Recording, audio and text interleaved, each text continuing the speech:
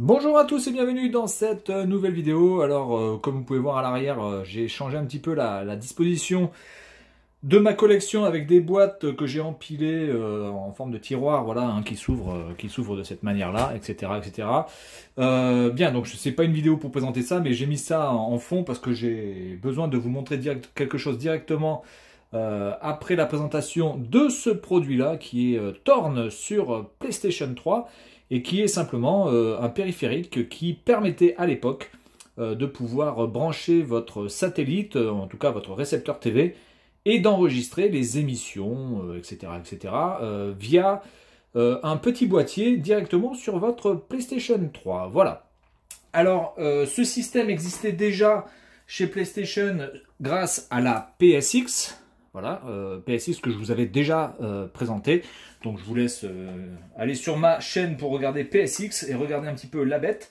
Et donc vous pouvez voir que sur l'arrière, vous aviez voilà, les deux sorties, enfin une sortie et une entrée pour le satellite, pour mettre un câble type F.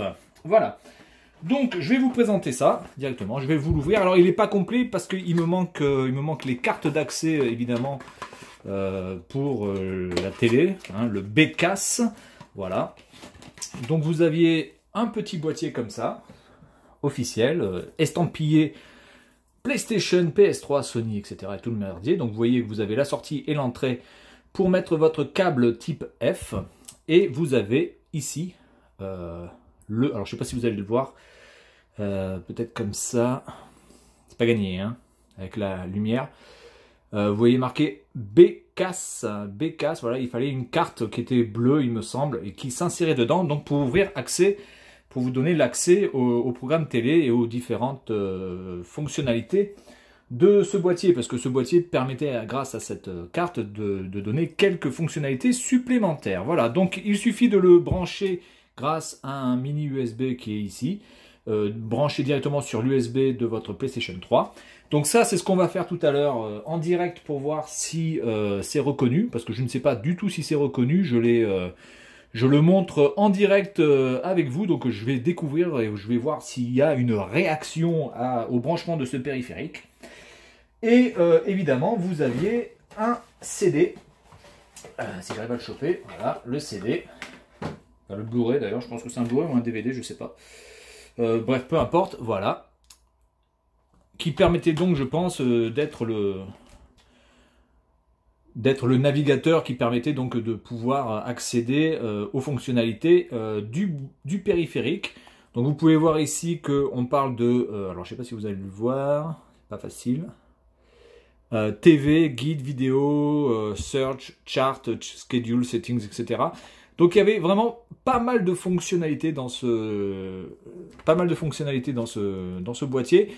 On pouvait aussi se servir de la PSP Go et de la PSP comme télécommande ou comme navigateur externe aussi. Donc on pouvait aussi transférer nos images, nos vidéos de la PSP via ce boîtier. Voilà, donc c'était vraiment assez bien foutu. Le tout dans voilà, dans un menu, une sorte de multimédia, voilà, une sorte de Windows Media Center, mais à la sauce Sony. Alors bon, malheureusement, c'est sorti en 2010. Je pense que c'est sorti peut-être un peu trop tard par rapport à la sortie de la PlayStation 3.